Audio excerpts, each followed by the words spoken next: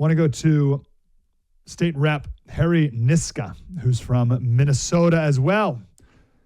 Mr. Niska, how you doing, sir? I'm doing great, Mike. How are you? Sorry. There we go. We got I'm you. here. It's all good, man. How you doing, brother? I'm great. Good. Good morning. I'm glad you're here. To you.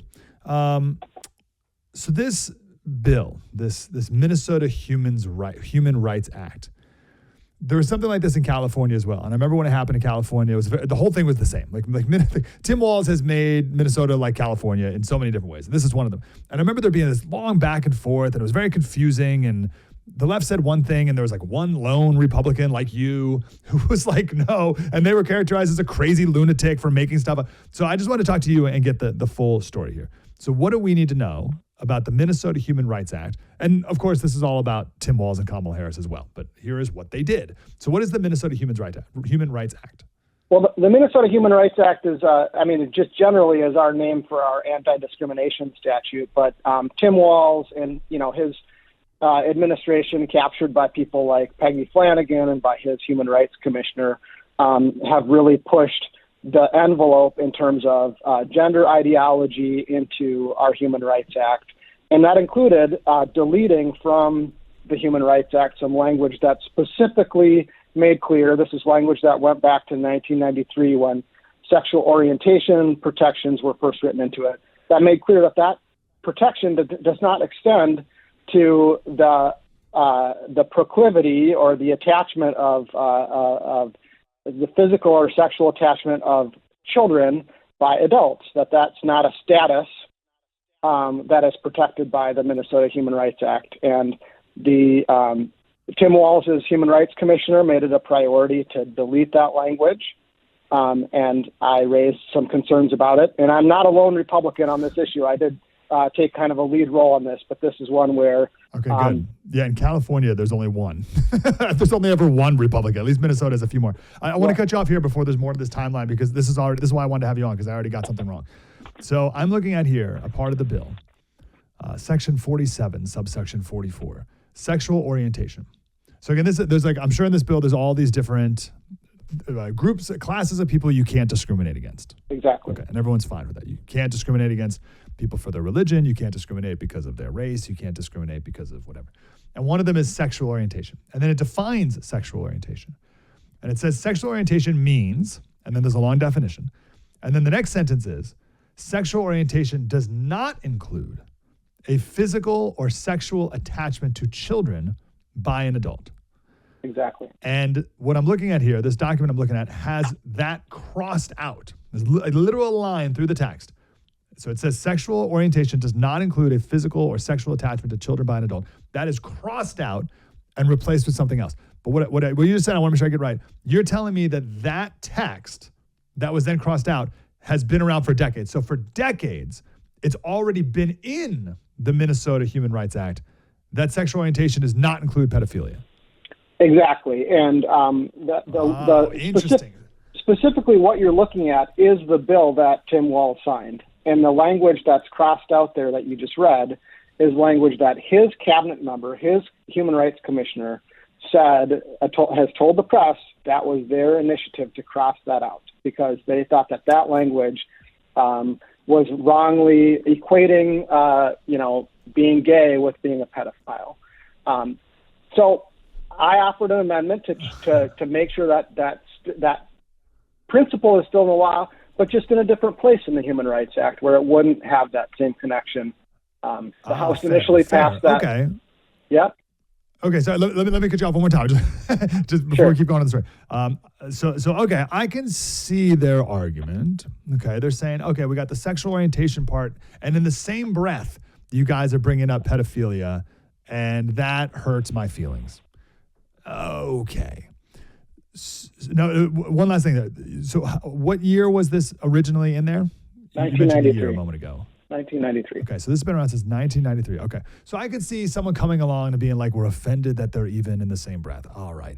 So you're telling me they cross it out, but they didn't put it somewhere else. You're the one who put it somewhere else. When this bill first came to the floor, I offered an amendment to put it at the end of the Minnesota Human Rights Act and just say, nothing in this Human Rights Act protects the status of being an adult who's attracted to children. The House Very good. voted unanimously on that. I asked for a roll call. Every single person, including all of the Democrats pushing this bill in the House, voted for my amendment. And then the Walz administration intervened and made sure that that was not in the final bill. How did they intervene? Well, the Democratic Party controls all three, both houses of the legislature and the governor's office. And they made clear to the all-Democrat conference committee that they didn't want it in there. And so the all-Democrat conference committee dropped it without any public discussion. And in a private meeting, the Human Rights Commissioner, again, Walz's cabinet member, told me that the administration didn't want it and it was unnecessary, and that's why it wasn't going to be in the final bill. Why do you believe it is necessary to put in the Minnesota Human Rights Act that pedophilia is not and will never be a protected class of people? Sure. So I'm a litigator. I've clerked twice on the Eighth Circuit Court of Appeals. My life, professional life, a lot of it has been about arguing about the meaning of statutes and contracts and different potential readings of things. And I'm concerned that this striking of this language and using sort of other more general language is opening the door, especially given a lot of the academic push around normalizing all kinds of things that, including the academic literature specifically around the concept of minor attracted persons, that we're creating an ambiguity that doesn't need to be there and shouldn't be there and is dangerous in the long term, creating an opening for some future case where someone will argue that this is a status that is protected by the Minnesota Human Rights Act.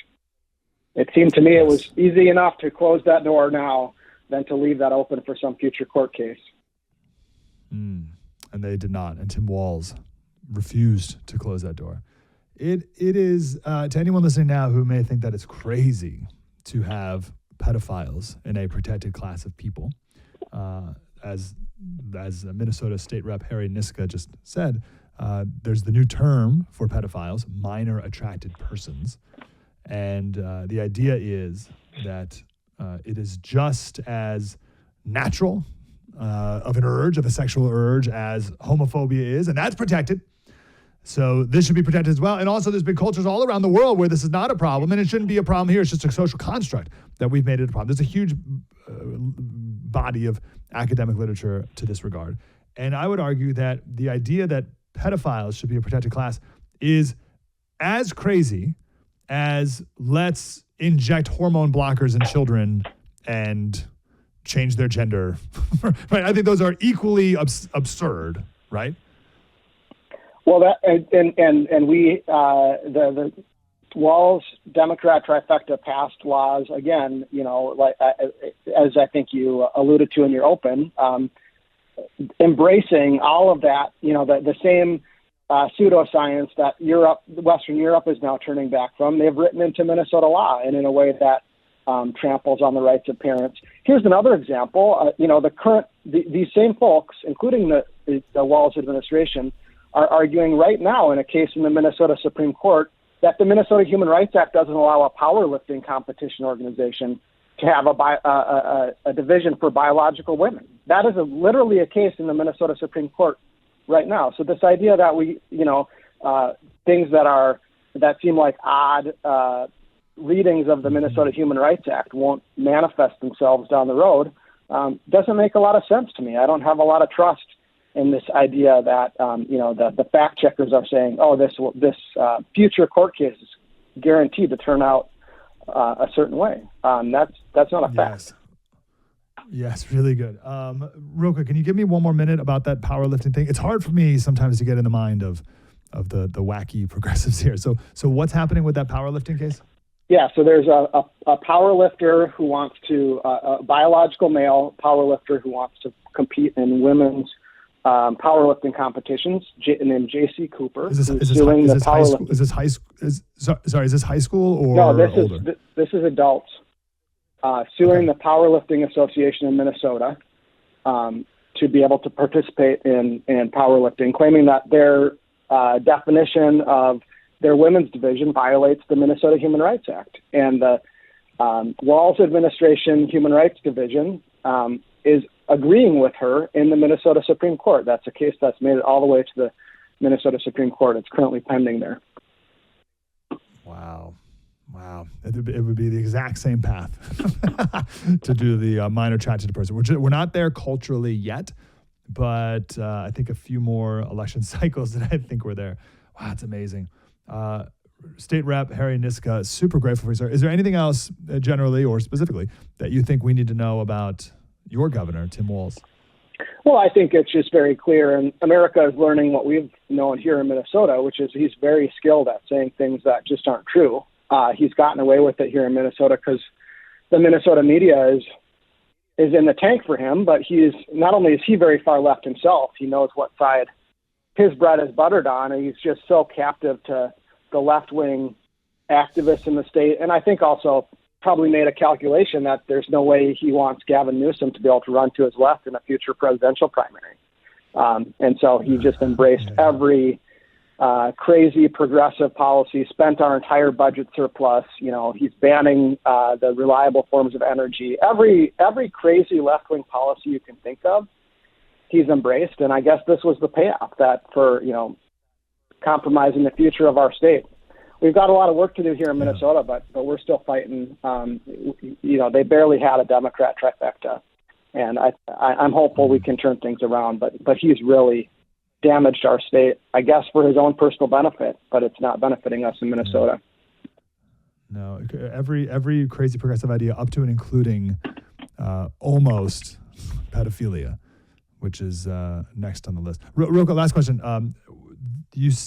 I can almost sort of a little bit whatever their argument that we didn't want the pedophilia part put in the same paragraph as the sexual orientation. What was their argument for not wanting to put it at the end like you did? Did they give an argument?